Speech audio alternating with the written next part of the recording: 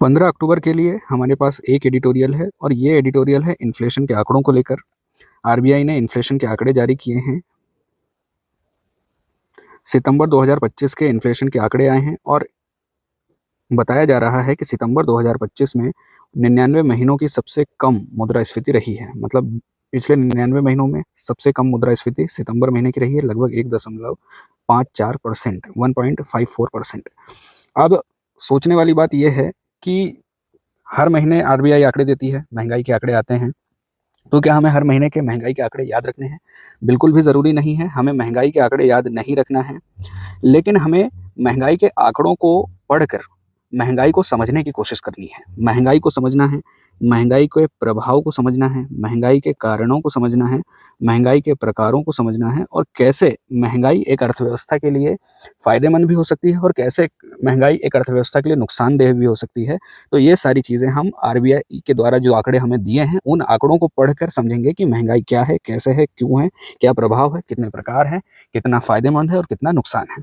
अब ये जो सितंबर के महीने की महंगाई है, वो है लगभग 1.54%, 1.54%।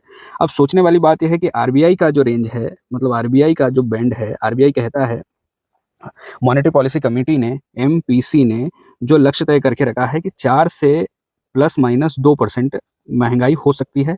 यदि इस रेंज में महंगाई होती है तो कोई चिंता की बात नहीं है। 2 से 6% के बीच में महंगाई हो सकती है, होना भी इतनी चाहिए। अब आरबीआई कह रहा है कि 2 से 6% महंगाई भी होना चाहिए। मतलब महंगाई होना चाहिए 2 से 6%। लेकिन यहाँ पर 2% से महंगाई नीचे चली गई है। तो चिंता की बात है या नहीं है, अभी महंगाई को समझते हुए हम समझेंगे कि ये चिंता की बात है या अच्छी बात है कि महंगाई इतनी कम हो गई है ना? तो महंगाई अच्छी है या बुरी है, अभी थोड़ी देर में हम समझने वाले हैं। तो जब महंगाई 6% से ऊपर थी, मतलब जो आरबीआई की रेंज है 2 से 6% की, जब इससे ऊपर थी तब आरबीआई कहता था कि इसे नीचे लाना पड़ेगा, तब तक आरबीआई को काम करना पड़ेगा, मुद्रास्फीति को कम लाना पड़ेगा। लेकिन अब महंगाई 2% से नीचे चली गई है, तो उसके लिए भी आरबीआई को इस दिशा में काम करना ही पड़ेगा। अब बात महंगाई की हो रही है तो सबसे पहले हमें यही समझना पड़ेगा कि महंगाई क्या चीज़ है। तो पहले देखते हैं कि महंगाई क्या चीज़ है।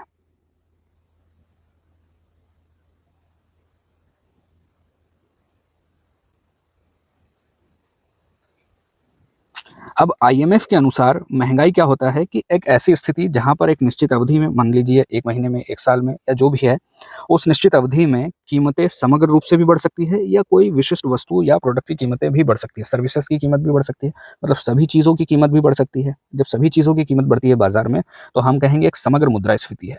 और जब कोई 1 या 2 प्रोडक्ट्स की कीमतें बढ़ जाती है, कभी-कभी होता है ना कि सीज़न के हिसाब से कोई चीज़ें महँगी हो जाती हैं और कभी-कभी चीज़ों की कीमत कम भी हो जाती है, अगर उनका डिमांड नहीं होती, यदि उनकी सीज़न नहीं होता उस समय।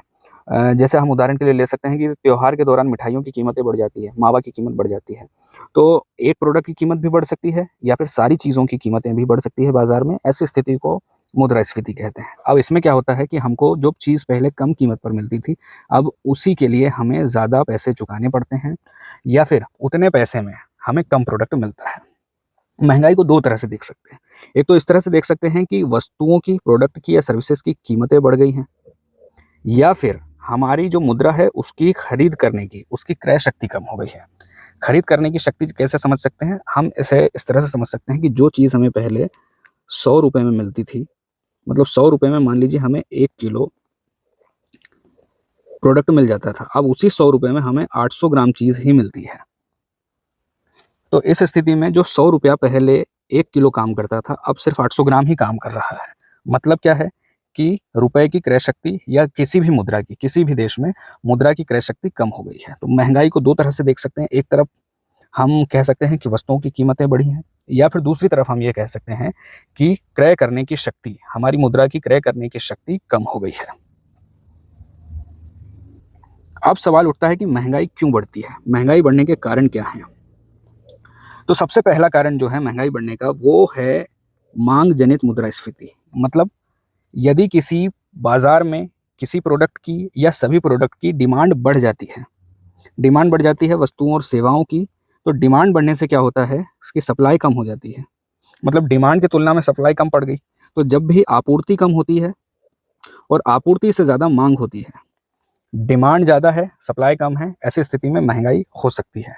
क्योंकि जब भी हम बाजार जाते हैं, मान लीजिए एक अर्थव्यवस्था है, उस अर्थव्यवस्था में जितने भी लोग रहते हैं उन्हें 100 किलो गेहूँ की ज़रूरत है, कुल मिलाकर 100 किलो गेहूँ की ज़रूरत है उनको। अब यदि 100 किलो गेहूँ बाज़ार में उपलब्ध है, तो सभी लोगों को गेहूँ मिल जाएगा, सभी लोगों की जितनी डिमांड है उतनी डिमांड फुलफ़िल हो जाएगी। तो जो कीमतें चल रही हैं उसी कीमतों पर गेहूँ बिकेगा। लेकिन यदि ऐसा सिनेरियो हो कि गेहूँ मौसम ख़राब होने के कारण फसल ख़राब हो जाए और 50 किलो गेहूँ का उत्पादन ही हो पाए किसी साल, तो ऐसे में क्या होगा कि डिमांड है 100 किलो की और बाज़ार में 50 किलो गेहूँ उपलब्ध है। सप्लाई कम है, 50 किलो की ही है और डिमांड है 100 किलो की। ऐसी स्थिति में क्या होगा, जब लोगों को पता चलेगा कि सप्लाई कम है, गेहूँ उपलब्ध नहीं है मार्केट में, ऐसी स्थिति में लोग गेहूँ को खरीदना, स्टॉक करना शुरू करेंगे।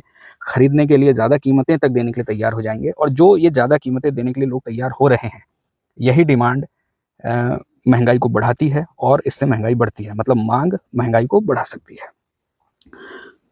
दूसरा कारण है, मतलब पहला कारण हो गया माँग। माँग के कारण डिमांड बढ़ रही है, इसको डिमांड पुल इन्फ्लेशन कहते हैं। दूसरा है कॉस्ट पुश इन्फ्लेशन। अब लागत जनित मुद्रास्फीति ऐसी स्थिति हो सकती है जहाँ पर किसी प्रोडक्ट या सर्विस को बनाने की लागत ही बढ़ जाए। लागत कैसे बढ़ सकती है? या तो कच्चे माल की कीमतें बढ़ सकती हैं या फिर मजदूरी की कीमतें बढ़ सकती हैं, मतलब मजदूरी बढ़ाई जा सकती है या फिर सप्लाई की कीमतें बढ़ सकती है। यदि इन फैक्टर्स की कीमतें बढ़ती हैं, इन फैक्टर्स की लागत बढ़ती है, तो इससे प्रोडक्ट की कीमत भी बढ़ेगी और इस बढ़ी हुई प्रोडक्ट की कीमत के कारण मुद्रास्फीति बाजार में दिखेगी। कॉस्ट पुश इन्फ्लेशन को भी एक एग्जांपल से समझ सकते हैं। आपने अक्सर देखा होगा कि जब भी पेट्रोलियम की कीमतें बढ़ती है, पेट्रोल या डीजल की कीमतें बढ़ती हैं, तो ऐसे में परिवहन की लागत बढ़ जाती है और परिवहन की लागत जब बढ़ती है, तो प्रोडक्ट्स की कीमतें भी बढ़ जाती हैं। आपने देखा होगा कि अक्सर किराया बढ़ जाता है, अक्सर सब्जियों का दाम बढ़ जाता है, अक्सर दूध का दाम बढ़ जाता है, जब भी पेट्रोल, डीजल के दाम बढ़ते हैं। और लोकल मार्केट में इस तरह की बातें करते हुए भी आपको लोग मिल जाएँगे। दुकानदार ये आपको बताते हैं कभी-कभार कि भाई साहब इतनी लागत बढ़ गई है, खर्चा बढ़ गया है, तो उसके चलते इस तरह की कॉस्ट पुश इन्फ्लेशन बढ़ जाती है। तीसरा है वेतन मूल्य मुद्रास्फीति। इस प्रकार की मुद्रास्फीति में, इस प्रकार के इन्फ्लेशन में क्या होता है कि श्रमिक वर्ग, जितने भी एम्प्लॉइज़ हैं, सिर्फ मजदूर ही नहीं, सारे एम्प्लॉइज़ जब भी अपने वेतन को बढ़ाने की माँग करते हैं, सैलरीज़ बढ़ाने की डिमांड करते हैं, मज़दूरी बढ़ाने की माँग करते हैं और जब इनकी मज़दूरी बढ़ा दी जाती है, तो व्यवसायों के द्वारा, फैक्ट्री मालिक के द्वारा, कंपनियों के मालिकों के द्वारा अपने प्रोडक्ट्स की कीमतें भी बढ़ा दी जाती है और फिर ये बढ़ी हुई कीमतें बाज़ार में इन्फ्लेशन के रूप में सामने आती है। जब बाज़ार में इन्फ्लेशन होती है, तो एम्प्लॉइज़ को, लोगों को अपने जीवन यापन की लागत में दिक्कतें आती है और फिर से सैलरी बढ़ाने की माँग होती है और इस तरह से ये एक लूप जारी रहता है। एक तरफ मज़दूरी बढ़ती है, सैलरीज़ बढ़ती हैं और दूसरी तरफ प्रोडक्ट की कीमतें बढ़ती हैं, इन्फ्लेशन बढ़ती है। तो एक प्रकार का चक्र इस तरह से चलता रहता है। तीसरे प्रकार की मुद्रास्फीति है मौद्रिक मुद्रास्फीति। ये वही चीज़ है, मॉनेटरी पॉलिसी कमिटी जो करती है, ये वही चीज़ है। कभी-कभी क्या होता है कि मॉनेटरी पॉलिसी कमिटी ब्याज की दर कम कर देती है। जब भी बैंक ब्याज दरों में कटौती करती है, इसका मतलब है कि लोन लेना सस्ता हो सकता है। लोन लेना सस्ता होता है, इसका मतलब है कि जितना भी अमाउंट लोन लिया जाता है, उस पर कम ब्याज दर के हिसाब से कम ब्याज बनेगा। इसका मतलब है कि लोग ज़्यादा से ज़्यादा लोन लेने के लिए प्रोत्साहित होते हैं। चाहे लोन घर पर मिले, चाहे लोन गाड़ियों पर मिले, चाहे बिज़नेस लोन मिले, पर्सनल लोन मिले। यदि सस्ता लोन मिलता है, तो लोग ज़्यादा लोन लेते हैं, ज़्यादा कर्जा लेते हैं, उसे निवेश करते हैं, खर्च करते हैं, अपनी पसंद की चीज़ें खरीदते हैं और इससे बाज़ार में डिमांड बढ़ती है और जब भी बाज़ार में डिमांड बढ़ती है, तो बढ़ी हुई डिमांड से बाज़ार में इन्फ्लेशन बढ़ती है। तो ये मौद्रिक मुद्रास्फीति है, मौद्रिक मॉनेटरी इन्फ्लेशन है। और चौथा प्रकार जो है वो है आपूर्ति संकट। जब भी बाज़ार में किसी चीज़ की आपूर्ति बाधित होती है, जब भी बाज़ार में आपूर्ति नहीं आ पाती किसी चीज़ की, कोई चीज़ अवेलेबल नहीं हो पाती, तो इसको लेकर भी महँगाई बढ़ती है। उदाहरण के लिए हम देख सकते हैं कि जब 2022 में रूस-यूक्रेन का युद्ध शुरू हुआ था, उस समय तेल की कीमतें बढ़ी थी, अंतर्राष्ट्रीय बाज़ार में गेहूँ की कीमतें बढ़ गई थी। क्यों बढ़ गई थी? क्योंकि रूस और यूक्रेन से बड़े पैमाने पर गेहूँ और सनफ्लावर ऑयल और फर्टिलाइज़र्स का एक्सपोर्ट होता है और युद्ध के कारण ये सारी सप्लाईज़ बाधित हो गई थी और बाज़ार में इन चीज़ों की कीमतें बढ़ गई थी। तो आपूर्ति श्रृंखला में या आपूर्ति में बाधा हो सकती है, प्राकृतिक कारणों से हो सकती है, जैसे मान लीजिए सप्लाई, गेहूँ की सप्लाई कब बाधित हो सकती है, जैसे खराब मौसम के कारण। यदि फसल का उत्पादन कम होता है, तो इससे भी सप्लाई बाधित हो सकती है। जैसे भू-राजनीतिकरण, युद्ध के कारण भी सप्लाई बाज़ार में कम हो सकती है। और आखिरी है अंतर्निहित अपेक्षाएँ। मतलब क्या होता है कि अर्थव्यवस्था कैसे चलती है? मतलब लोग प्रोडक्शन क्यों करते हैं? लोग चीज़ें क्यों खरीदते हैं? लोग कमाते क्यों हैं? इसलिए कि भविष्य में आर्थिक ग्रोथ होगा। इस उम्मीद के साथ लोग काम करते हैं, इस उम्मीद के साथ लोग निवेश करते हैं, इस उम्मीद के साथ लोग ज़्यादा से ज़्यादा मेहनत करते हैं और उन्हें उम्मीद होती है कि भविष्य में उनके प्रोडक्ट्स की कीमतें बढ़ेंगी, और जब लोगों को लगता है कि भविष्य में प्रोडक्ट कीमतें बढ़ेंगी, वे भी ज़्यादा पैसा कमाने की कोशिश करते हैं। और जब भी ये अनुमान होता है कि प्रोडक्ट की कीमतें बढ़ सकती हैं, लोग उन चीज़ों को खरीदते हैं, और इस तरह से जब भी मुद्रास्फीति बढ़ती है, इसका मतलब है कि इकोनॉमिक ग्रोथ हो रही है, धीरे-धीरे अर्थव्यवस्था चल रही है। इसलिए अर्थव्यवस्था में महँगाई का बढ़ना भी ज़रूरी है। तो ये रहे महँगाई के कारण। एक कारण है कि माँग में, डिमांड में बढ़ोतरी होने से डिमांड के बढ़ने से मुद्रास्फीति बढ़ सकती है, तो इसे कहते हैं डिमांड पुल इन्फ्लेशन। दूसरा हमने देखा था कॉस्ट पुश इन्फ्लेशन। लागत में वृद्धि होने से इन्फ्लेशन बढ़ जाती है, प्रोडक्ट्स की कीमतें बढ़ जाती है। तीसरा था वेतन मूल्य मुद्रास्फीति। ये एक लूप था जिसमें एक तरफ सैलरीज बढ़ती हैं, एक तरफ वेतन बढ़ता है, मजदूरी बढ़ती है, और दूसरी तरफ प्रोडक्ट्स की कीमतें बढ़ती है और इन्फ्लेशन बढ़ती है, और ये एक चक्र के रूप में चलता रहता है। तीसरा है मौद्रिक मुद्रास्फीति। इसमें मॉनेटरी पॉलिसी कमेटी, कोई सरकार या केंद्रीय बैंक जानबूझकर अर्थव्यवस्था में जब भी मंदी की स्थिति होती है, मंदी की स्थिति कब होती है? जब लोग ज़्यादा डिमांड नहीं कर रहे होते हैं, लोग पैसा खर्च नहीं कर रहे होते हैं, बाजार में भी दुकानों पर बिक्री नहीं हो रही होती है। ऐसी स्थिति में सरकार अर्थव्यवस्था में डिमांड बढ़ाने के लिए लोगों को प्रोत्साहन देती है। अभी सरकार हमारे यहाँ बाजार में डिमांड बढ़ाने के लिए कुछ प्रयास कर रही थी, जैसा कि आपने देखा भी था। इसमें एक तो आयकर में सबसे पहले कटौती हुई थी, उसके बाद जीएसटी दरों में कटौती हुई है, और आरबीआई समय-समय पर ब्याज दरों में कटौती या वृद्धि करता रहता है। जब भी ब्याज दरों में कटौती होती है, इसका मतलब है कि सस्ता लोन मिलेगा। जब भी सस्ता लोन मिलता है, लोग ज़्यादा से ज़्यादा उधार लेते हैं, और उधार लेते हैं तो उसको बाजार में खर्च करते हैं या फिर निवेश करते हैं। निवेश करने का मतलब भी यही होता है कि बाजार में कुछ चीज़ों की खरीदारी हो रही है, या तो कंस्ट्रक्शन का काम हो रहा है, या फिर एम्प्लॉइज़ रखे जा रहे हैं, या फिर मजदूरी दी जा रही है। और जब भी बाजार में पैसा खर्च होता है तो उससे डिमांड क्रिएट होती है। जब भी डिमांड क्रिएट होती है तो डिमांड क्रिएट होने से इन्फ्लेशन बढ़ती है, और यही होता है मौद्रिक मुद्रास्फीति। और चौथा था आपूर्ति संकट के कारण। जब भी आपूर्ति बाधित होती है, जैसा हमने देखा था कि युद्ध के कारण किसी देश में, जैसे रूस में, यूक्रेन में युद्ध होने के कारण दुनिया भर में तेल की कीमतें बढ़ी थी, दुनिया में गेहूँ की कीमतें बढ़ी थी, फर्टिलाइज़र्स की कीमतें बढ़ी थी। तो आपूर्ति संकट जहाँ पर भी होगा, तो आपूर्ति संकट होने से सप्लाईज़ बाधित होती है, सप्लाई बाधित होने से डिमांड से कम यदि सप्लाई हो जाती है, तो इससे मुद्रास्फीति बढ़ती है। चौथा है कि एक इस तरह की उम्मीद होती है लोगों को, या लोग यदि इस तरह का अनुमान लगाते हैं कि कीमतें भविष्य में बढ़ सकती है, तो लोग उन चीज़ों को अधिक से अधिक खरीदना शुरू करते हैं, और इससे भी इन्फ्लेशन बढ़ जाती है, इससे भी महँगाई बढ़ जाती है। इससे भी महँगाई बढ़ जाती है। अब सवाल है कि भारत में मुद्रास्फीति को कैसे मापा जाता है? भारत में मापने के क्या-क्या तरीके हैं? तो भारत में मुद्रास्फीति को मापने के मुख्यतः 2 तरीके हैं।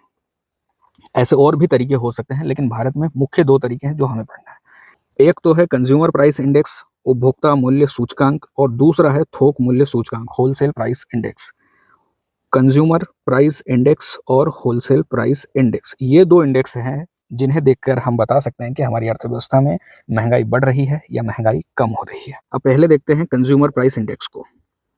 कंज्यूमर प्राइस इंडेक्स क्या देखता है कि वस्तुओं और सेवाओं की कीमतें कम हुई हैं या ज़्यादा हुई हैं। कम हुई है तो कितनी कम हुई है, और ज़्यादा हुई है तो कितनी ज़्यादा हुई है। अब यही बात तो डब्ल्यूपीआई भी देखता है। डब्ल्यूपीआई भी यही देखेगा कि वस्तुओं और सेवाओं की कीमतें बढ़ी हैं या कम हुई हैं। बढ़ी है तो कितनी बढ़ी है, कम हुई है तो कितनी हुई है। लेकिन यहाँ पर दोनों में अंतर है, और मुख्य अंतर यही है कि ये जो कंज्यूमर प्राइस इंडेक्स है, ये देखता है कि कंज्यूमर लेवल पर वस्तुओं और सेवाओं की कितनी कीमतें बढ़ी हैं या कितनी कीमत कम हुई है। ये जो मूल्य है, मतलब ये जो कीमत है, ये उपभोक्ता के द्वारा चुकाई जाती है, और जहाँ उपभोक्ता कीमत को चुकाता है, वहाँ पर देखा जाता है सीपीआई को, वहाँ से कैलकुलेट किया जाता है सीपीआई। और वहीं पर ये जो डब्ल्यूपीआई है, डब्ल्यूपीआई देखता है थोक लेवल पर, मतलब बाजार में कंज्यूमर के लिए जो प्रोडक्ट्स अवेलेबल होते हैं, उससे पहले देखता है डब्ल्यूपीआई की प्रोडक्ट्स की कीमतें बढ़ी हैं या कम हुई हैं। सीपीआई में 4 प्रकार की और मुद्रास्फीति, मतलब अलग-अलग ग्रुप्स के लिए कैलकुलेट की जाती है। एक तो ये है औद्योगिक श्रमिकों के लिए सीपीआई इंडस्ट्रियल वर्कर, इसको कैलकुलेट किया जाता है लेबर ब्यूरो के द्वारा। एक है कृषि श्रमिकों के लिए सीपीआई, मतलब consumer price index agricultural labour, इसको भी कैलकुलेट किया जाता है लेबर ब्यूरो के द्वारा। एक है ग्रामीण मजदूरों के लिए सीपीआई, यानी consumer price index rural level या रूरल लेबर, इसको भी कैलकुलेट किया जाता है लेबर ब्यूरो के द्वारा। और चौथा है शहरी गैर शारीरिक कर्मचारियों के लिए सीपीआई, यानी consumer price index for urban non manual employees, इसको कैलकुलेट किया जाता है सीएसओ एमओएसपीआई, यानी central statistical office ministry of statistics and programme implementation के द्वारा। कंज्यूमर प्राइस इंडेक्स का आधार वर्ष है 2012 और मॉनेटरी पॉलिसी कमेटी मौद्रिक नीति समिति भी सीपीआई को देखकर यह देखती है कि अर्थव्यवस्था में महंगाई कितनी बढ़ी है, कितनी कम हुई है। मतलब सीपीआई का उपयोग किया जाता है एमपीसी के द्वारा। हालांकि हमेशा से सीपीआई का उपयोग नहीं किया जाता था, पहले डब्ल्यूपीआई का ही उपयोग करती थी। डब्ल्यूपीआई की रेंज सीपीआई से ज़्यादा है, लेकिन यहाँ पर ध्यान रखना है कि डब्ल्यूपीआई में सिर्फ वस्तुओं की कीमतें देखी जाती हैं, जबकि कंज्यूमर प्राइस इंडेक्स में वस्तुओं और सेवाओं दोनों की कीमतें देखी जाती हैं। डब्ल्यूपीआई का आधार वर्ष भी है 2011-12, पहले 2004-5 था, 2017 में 2011-12 हो गया है। इसके अलावा एक और है विनिर्माण हेतु और निर्माता मूल्य सूचकांक। इसमें देखा जाता है कि प्रोड्यूसर के द्वारा जो वस्तुएं बनाई गई हैं उनकी कीमतों में कितना परिवर्तन हुआ है। हालांकि इसका कोई खास उपयोग नहीं किया जाता है, विनिर्माण क्षेत्र के लिए उपयोग किया जाता है। बाकी मॉनेटरी पॉलिसी कमेटी सीपीआई का उपयोग करती है और होलसेल प्राइस इंडेक्स की रेंज बहुत बड़ी है, बहुत ज़्यादा है। थोक लेवल पर इसकी गणना की जाती है, थोक लेवल पर इसको कैलकुलेट किया जाता है। सीपीआई में वस्तु और सेवा दोनों है, लेकिन डब्ल्यूपीआई में सिर्फ वस्तुएं हैं। यहाँ पर ये चीज़ें दी हुई हैं, ये लिस्ट है कि सीपीआई में यानी कंज्यूमर प्राइस इंडेक्स में क्या क्या चीज़ें हैं। तो उसमें फूड और बिवरेज एक कैटेगरी है, और फ्यूल लाइट एक कैटेगरी है, हाउसिंग है, क्लोथिंग फुटवेयर है, और बाकी बची हुई चीज़ें हैं। तो अलग अलग कैटेगरी में अलग अलग चीज़ें हैं, जैसे कि ये अनाज है, दाल है, दूध है, ऑयल है, मीट है, सब्जियां हैं, फल, शुगर, ये सारी चीज़ें हैं। और अलग अलग जो ग्रुप्स के लिए सीपीआई निकाला जाता है उनका कितना वेटेज है यहाँ पर दिया हुआ है। हर चीज़ में सबसे ज़्यादा जो वेटेज है फूड, बिवरेज और टोबैको का है, लगभग इसका यहाँ पर 47, 60, 72, 70। और कुछ कैटेगरीज में कुछ वेटेज है ही नहीं, जैसे हाउसिंग का। इन दो कैटेगरीज में यानी कि एग्रीकल्चरल लेबर और रूरल लेबर में हाउसिंग का वेटेज नहीं दिया हुआ है। यहाँ से आप इसको पढ़ सकते हैं, या फिर आप यहाँ पर ministry of statistics and programme implementation की वेबसाइट पर जाकर भी इसको देख सकते हैं। और ये है डब्ल्यूपीआई के लिए। यहाँ पर भी प्राइमरी प्रोडक्ट्स हैं, फ्यूल, पावर, लाइट और बाकी चीज़ें हैं, और मैन्युफैक्चर्ड गुड्स है। सवाल है कि महंगाई बढ़ेगी तो उसका प्रभाव क्या होगा। तो प्रभाव में ये तो है, सबसे पहला प्रभाव कि क्रय शक्ति में कमी होगी। हमारे पास जैसे कि हमने बात की थी, मान लीजिए 100 रुपये है, पहले 1000 ग्राम चीज़ें आती थी, अब उसी 100 रुपये में 800 ग्राम चीज़ें आती है। इसका मतलब है कि रुपए की क्रय शक्ति कम हुई है, हमारी मुद्रा की क्रय शक्ति कम हुई है। और जब हमारी मुद्रा की क्रय शक्ति कम होती है, इसका मतलब है कि हमारी भी क्रय शक्ति कम हुई है। तो क्रय शक्ति कम हो जाती है महंगाई बढ़ने के कारण। दूसरा है ब्याज दरें और निवेश पर भी इसका प्रभाव पड़ता है। कैसे? जब भी किसी बाजार में महंगाई बढ़ती है, महंगाई का मतलब है कि मांग ज़्यादा है, और मांग ज़्यादा है मतलब लोगों के पास पैसा ज़्यादा है, और लोगों से पैसा लेने के लिए बैंक क्या करते हैं, मतलब केंद्रीय बैंक क्या करते हैं, ब्याज दरें बढ़ाते हैं। ब्याज दरें बढ़ने से क्या होता है कि लोन लेना, उधार लेना महंगा होता है, उधार लेने की लागत बढ़ती है, और जब भी उधार लेने की लागत बढ़ती है, इसका मतलब होता है कि लोग अब ब्याज पर लोन लेने के लिए, ब्याज पर पैसा लेने के लिए हतोत्साहित होंगे, डिमांड को कम करेंगे। डिमांड कम होने से महंगाई कम होगी। महंगाई को कंट्रोल करने के लिए केंद्रीय बैंक, सेंट्रल बैंक्स, सभी देशों के सेंट्रल बैंक्स ऐसा ही करते हैं, ब्याज दरें बढ़ा देते हैं। इससे उधार लेने की लागत बढ़ती है, लोग उधार लेना कम करते हैं, और इससे निवेश गिरता है और आर्थिक विकास थोड़ा सा धीमा पड़ता है।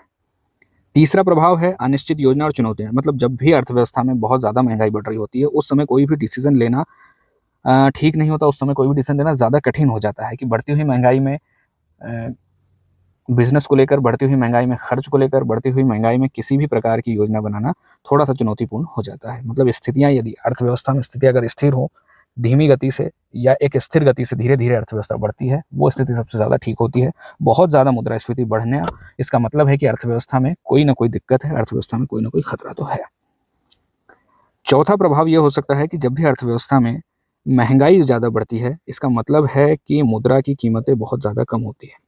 और जब मान लीजिए आपके पास 100 रुपया रखा है और महंगाई 10% बढ़ जाती है, इसका मतलब है कि आपके 100 रुपये की वैल्यू अब 100 रुपये की नहीं रही है। अब वैल्यू गिरने से बचाने के लिए लोग क्या करते हैं, पैसे को इन्वेस्ट करना शुरू करते हैं। कहाँ पर इन्वेस्ट करेंगे? जहाँ पर उन्हें लगता है कि उस सेक्टर में महंगाई का प्रभाव सबसे कम पड़ेगा, या वो सेक्टर जो महंगाई से ज़्यादा तेज़ी से गति करेगा, महंगाई से भी ज़्यादा तेज़ी से गति करेगा, ऐसे सेक्टर में लोग निवेश करना शुरू करते हैं। जैसे सोने में या रियल एस्टेट में लोग पैसा लगाते हैं, एक प्रकार की सट्टेबाजी करते हैं कि महंगाई से बचने के लिए कहाँ पर निवेश करें ताकि हमारे पैसे की वैल्यू को बचाया जा सके। तो इस तरह का व्यवहार भी लोग करते हैं।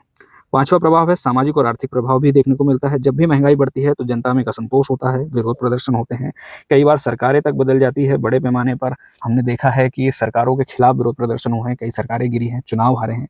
तो इस तरह के प्रभाव भी होते हैं महंगाई बढ़ने के कारण। अब सवाल है कि महंगाई को, मुद्रास्फीति को नियंत्रित कैसे किया जाए, इसके क्या तरीके हैं हमारे पास। तो महंगाई को नियंत्रित करने का सबसे बड़ा काम जो करता है वो है किसी भी देश का केंद्रीय बैंक, या भारत में जो है इसको लेकर मॉनेटरी पॉलिसी कमेटी है, जिसमें सरकार के प्रतिनिधि भी हैं, आरबीआई के प्रतिनिधि भी हैं। लेकिन मुख्यतः इसका पूरा बर्डन, इसका पूरा दायित्व आरबीआई के ऊपर ही है, और आरबीआई मौद्रिक नीति के माध्यम से अर्थव्यवस्था में धन आपूर्ति को नियंत्रित करने की कोशिश करता है। सवाल है कि आरबीआई इसे किस तरह से करता है। तो आरबीआई जब भी मॉनेटरी पॉलिसी लाता है तो उसमें एक तो repo rate, MSF, bank rate, reverse repo rate, cash reserve ratio, statutory liquidity ratio, open market operations और बॉन्ड, इन सभी इंस्ट्रूमेंट्स के माध्यम से आरबीआई अर्थव्यवस्था में पैसा बढ़ा भी सकता है और पैसा घटा भी सकता है। उदाहरण के लिए हमने देखा भी था, जैसे मान लीजिए ब्याज दरें बढ़ी, मतलब रेपो रेट बढ़ा, ब्याज दरें बढ़ी। ब्याज दरें बढ़ने से लोन लेना ज़्यादा महंगा हो जाता है, इससे लोग कम उधार लेते हैं, कम उधार लेते हैं तो कम डिमांड क्रिएट करते हैं, कम डिमांड क्रिएट करते हैं तो बाजार में कीमतें गिरती हैं। जब भी बाजार में डिमांड नहीं होती तो वस्तुओं की कीमतें गिरने लगती है, और जब भी प्रोडक्ट्स की कीमतें कम होती है इसका मतलब है कि महंगाई कम होती है।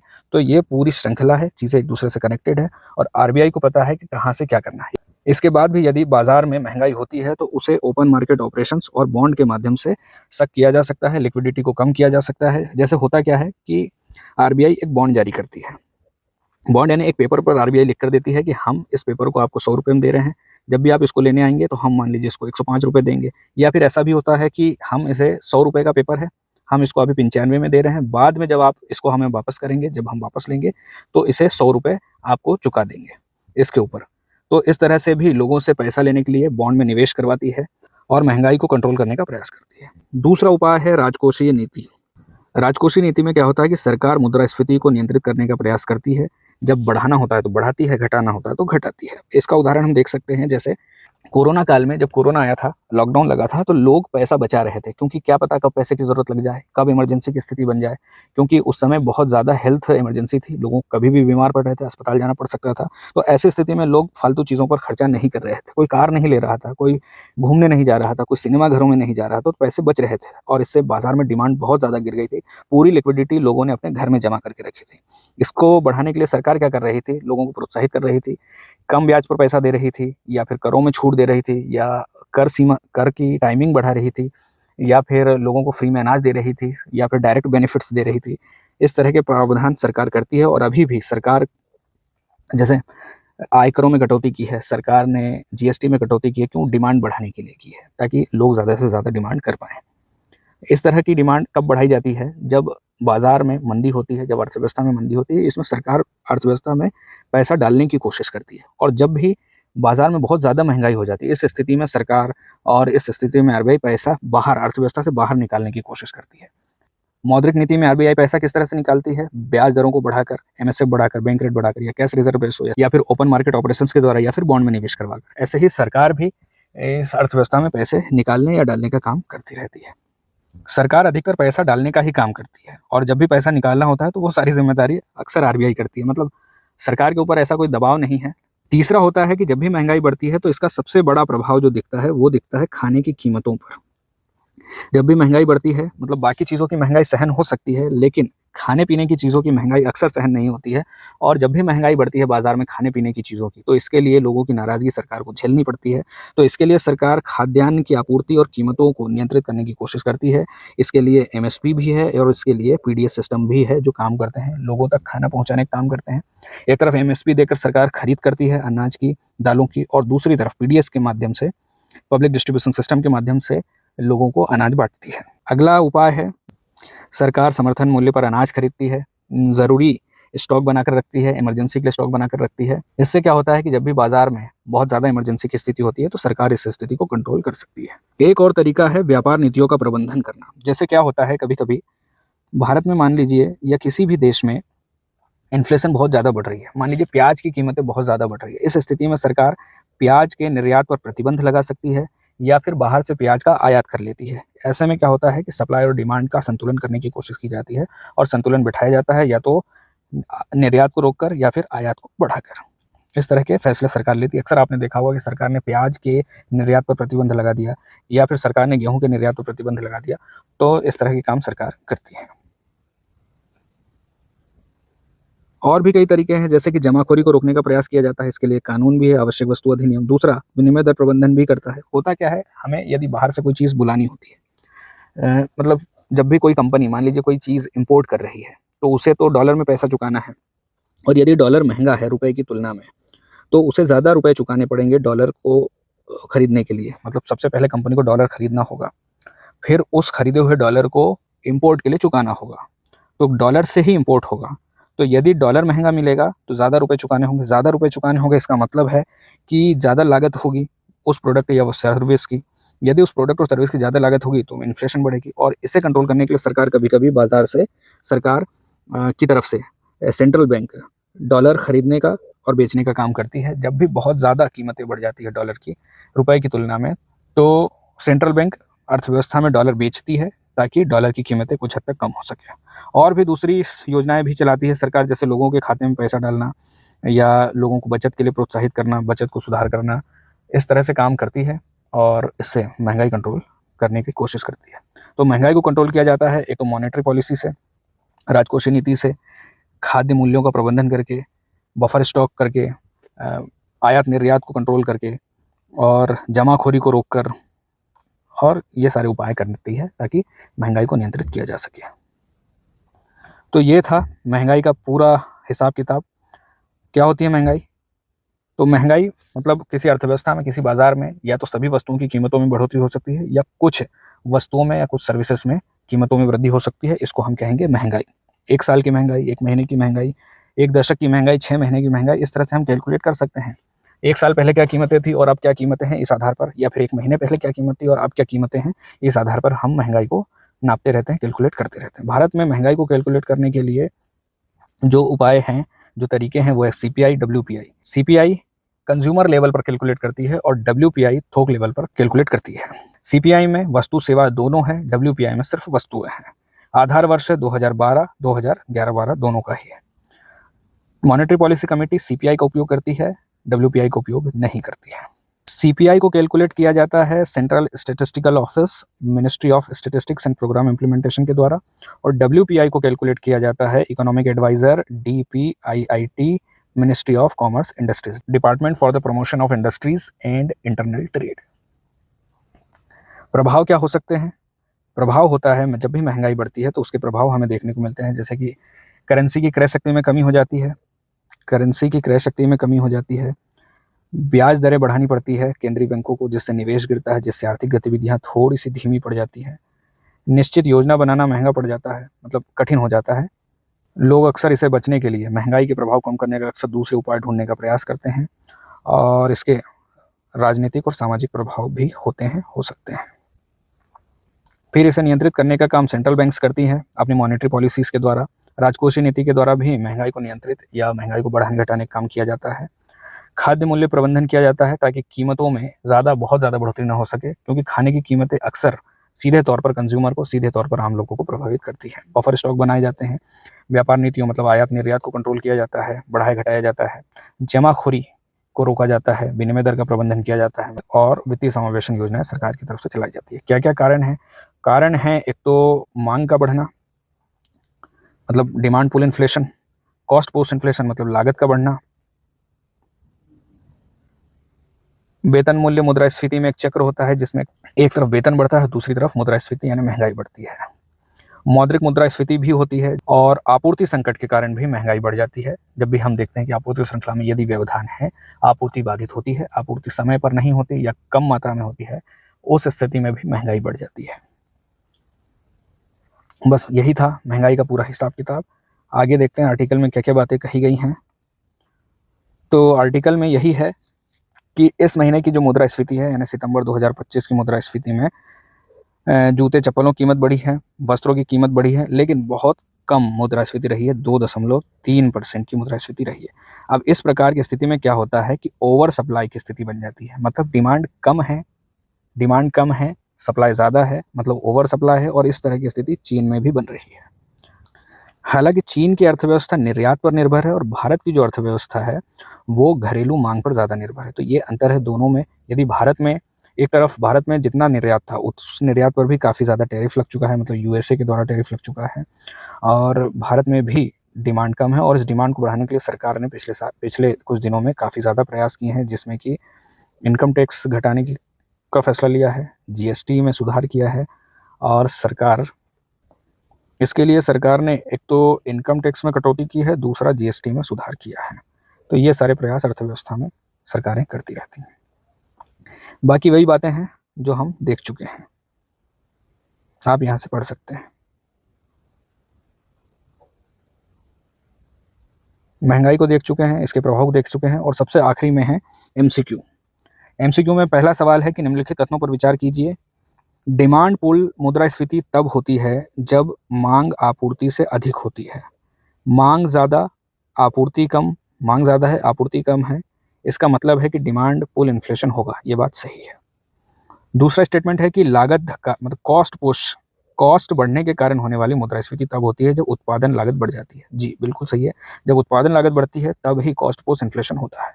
तीसरा है कि डिमांड पुल और कॉस्ट पुश मुद्रास्फीति दोनों से कीमतों में वृद्धि होती है। जी दोनों ही मुद्रास्फीति है, तो दोनों से ही कीमतों में वृद्धि ही होगी।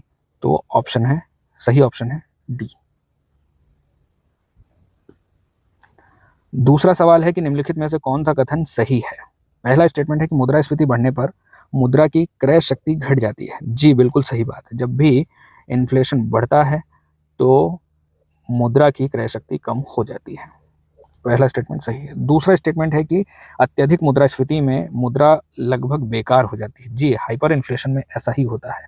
आपने देखा होगा कि एक ब्रेड खरीदने के लिए वेनेजुएला जैसी कंट्रीज़ में या जिम्बाब्वे जैसी कंट्रीज़ में एक बोरा भरकर लोग पैसा ले जाते हैं। तीसरा है कि मंद मुद्रास्फीति अर्थव्यवस्था के लिए सामान्यतः हानिकारक होती है। क्रीपिंग इन्फ्लेशन सामान्यतः मतलब बहुत धीमी गति से बढ़ने वाली महंगाई, हाँ इस तरह की अर्थव्यवस्था हानिकारक होती है, क्योंकि बहुत ज़्यादा धीमी गति से भी महंगाई नहीं बढ़नी चाहिए। महंगाई होनी चाहिए, एक सामान्य महंगाई होनी चाहिए। जिस तरह से आरबीआई ने 2 से 6% का जो बैंड रखा है, इसमें आरबीआई समझता है कि ये मुद्रास्फीति, ये महंगाई अर्थव्यवस्था के लिए स्वस्थ है, अर्थव्यवस्था में वृद्धि के लिए अच्छी है, और इतनी महंगाई तो होनी ही चाहिए। तीसरा सवाल है कि भारतीय संदर्भ में मुद्रास्फीति के मापन के संबंध में निम्नलिखित कथनों पर विचार करें। पहला स्टेटमेंट है कि खुदरा मुद्रास्फीति को उपभोक्ता मूल्य सूचकांक में नापा जाता है। जी बिल्कुल सही बात है, सीपीआई ये जो है खुदरा मुद्रास्फीति ही है, मतलब कंज्यूमर लेवल पर इसमें देखा जाता है कि वस्तुओं और सेवाओं की कीमतें बढ़ी हैं या कम हुई हैं। और दूसरा स्टेटमेंट है कि WPI यानी थोक मूल्य सूचकांक यानी कि होलसेल प्राइस इंडेक्स में सेवाओं की कीमतें शामिल होती हैं। नहीं, शामिल नहीं होते, हमने देखा भी था। सीपीआई में वस्तु भी है, सीपीआई में सेवाएं भी हैं, लेकिन WPI में सिर्फ प्रोडक्ट हैं, सर्विसेज नहीं है, सिर्फ वस्तुएं हैं। तीसरा स्टेटमेंट है कि आरबीआई मौद्रिक नीति बनाते समय सीपीआई के आंकड़ों का उपयोग करता है। जी मौद्रिक नीति बनाते समय कंज्यूमर प्राइस इंडेक्स को ही देखा जाता है।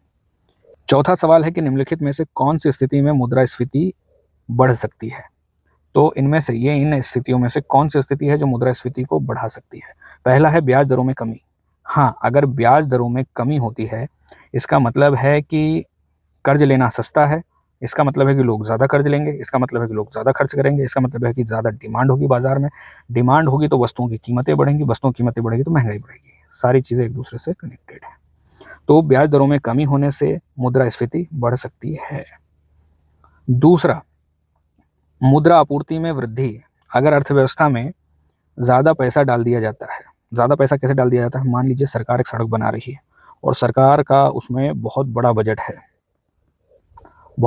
है, इसका मतलब है कि इस पैसे का खर्च होना है, इस पैसे का बाज़ार में उपयोग होगा, मतलब बाज़ार में सरिया खरीदा जाएगा, सीमेंट खरीदा जाएगा, मजदूरी खरीदी जाएगी, ठेकेदारी होगी, पेट्रोल डीजल खरीदा जाएगा और दूसरी चीज़ें खरीदी जाएंगी। अब ये लोग जिनके पास पैसा पहुंचेगा ये आगे खर्च करेंगे, उनके पास जो पैसा पहुंचेगा आगे खर्च करेंगे। इस तरह से अर्थव्यवस्था में सरकार पैसा पहुंचाती है, मुद्रा आपूर्ति बढ़ाती है और इससे अर्थव्यवस्था में महंगाई बढ़ती है, और मुद्रा आपूर्ति में वृद्धि होने से अर्थव्यवस्था में मुद्रास्फीति बढ़ती है, महंगाई बढ़ती है। तीसरा, उत्पादन में वृद्धि होने से।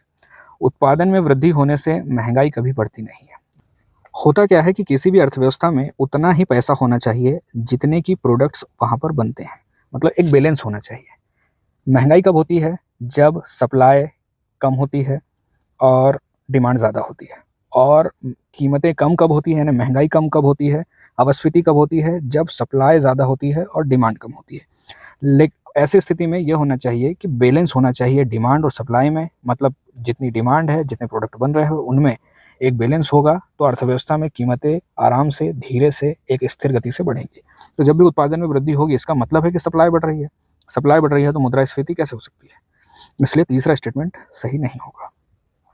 चौथा है कि प्रत्यक्ष करों में वृद्धि, अगर करों में वृद्धि हुई है इसका मतलब है कि लोग अपनी आय का और ज़्यादा हिस्सा कर के रूप में सरकार को देते हैं। लोगों के पास कम पैसा बचेगा, सरकार के पास ज़्यादा पैसा जाएगा। जब लोगों के पास पैसा कम बचेगा, टैक्स में बढ़ोतरी होगी तो ये डिमांड कम करेंगे क्योंकि लोगों के पास पैसा कम बचा है। इससे महंगाई कम होगी, बढ़ेगी नहीं। अभी जो सरकार ने फैसला लिया है जीएसटी की दरों में कटौती का, जीएसटी दरों में कटौती हुई है, इसके दो प्रभाव है। एक तो वस्तुओं और सर्विसेज की कीमतों में कमी हुई है, प्रोडक्ट और बाजार में कीमतें कम हुई हैं। दूसरी तरफ सरकार, लोगों के पास थोड़ा सा ज़्यादा पैसा हो सकता है इनकम टैक्स कम होने से, तो यहाँ पर महंगाई को बढ़ाने की कोशिश की जा रही है। तो सरकार अर्थव्यवस्था में मांग बढ़ाने की कोशिश कर रही है, इसलिए कर की दरों में यानी टैक्सेस में कटौती की है। तो प्रत्यक्ष करों में वृद्धि से लोगों के पास पैसा कम होगा, कम पैसा होगा तो डिमांड कम होगी, डिमांड कम होगी तो महंगाई कम होगी। कर की दरों में अगर कटौती होती है तो उससे महंगाई बढ़ने का चांसेस है। कर की दरों में वृद्धि से महंगाई बढ़ने का चांसेस नहीं है। पांचवा सवाल है कि भारतीय रिजर्व बैंक के संदर्भ में निम्नलिखित कथनों पर विचार करें। पहला स्टेटमेंट है कि आरबीआई का मुद्रास्फीति लक्ष्य 4%, 2% ऊपर, 2% नीचे, मतलब 2 से लेकर 6% तक है। जी, आरबीआई का मुद्रास्फीति लक्ष्य यही है। दूसरा स्टेटमेंट है कि रेपो रेट में वृद्धि मुद्रास्फीति को नियंत्रित करने का एक साधन है। जी, रेपो रेट में वृद्धि होती है, ब्याज की दरों में वृद्धि होती है, ब्याज लेने मतलब उधार लेने की लागत बढ़ती है, लोग ब्याज पर पैसा लेने के लिए हतोत्साहित होते हैं, कम उधार लेते हैं, कम खर्च करते हैं, कम डिमांड बढ़ती है, मुद्रास्फीति नियंत्रित होती है। दूसरा स्टेटमेंट भी सही है। तीसरा, रिवर्स रेपो रेट घटने से बाजार में धन की आपूर्ति घटती है। नहीं, रिवर्स रेपो रेट घटने से, अगर रिवर्स रेपो रेट घटेगा तो बाजार में आपूर्ति, पैसे की आपूर्ति बाजार में बढ़ेगी। अब रिवर्स रेपो रेट क्या होता है? देखो, जैसे ये आरबीआई है और ये एसबीआई है। एसबीआई के पास जितना पैसा है वो लोगों को उधार देती है, लोग बदले में उसको ब्याज देते हैं। आरबीआई ने मान लीजिए एक व्यक्ति को 100 रुपया दिया 5% की रेट से, सामने वाले ने 105 रुपया चुका दिया।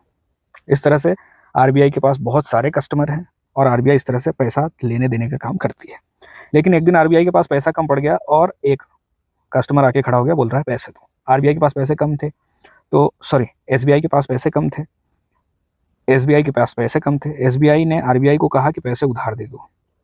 तो जब भी इस तरह बैंक आरबीआई से पैसे उधार लेते हैं तो बदले में ब्याज चुकाना होता है, और जिस रेट पर ब्याज चुकाना होता है उसको कहते हैं रेपो रेट।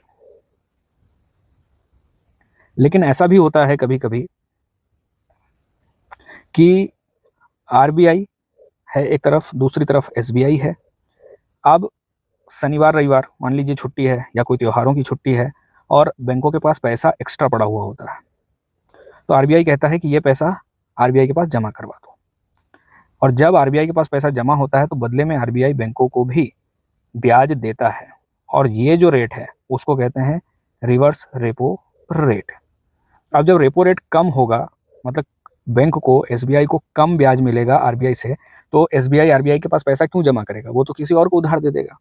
तो इसलिए बाजार में धन की आपूर्ति बढ़ेगी। जब भी रिवर्स रेपो रेट कम होते हैं तो बाजार में आपूर्ति बढ़ानी होती है, मतलब आपूर्ति बढ़ जाती है, और जब आपूर्ति बढ़ती है तो महंगाई भी बढ़ती है। तो आरबीआई और सेंट्रल बैंक जानबूझकर रेपो रेट या रिवर्स रेपो रेट को कम ज़्यादा करके अर्थव्यवस्था में पैसा बढ़ाते हैं या घटाते हैं। इसलिए तीसरा स्टेटमेंट गलत है, पहला और दूसरा सही है। आज के लिए इतना ही, कल फिर मिलेंगे।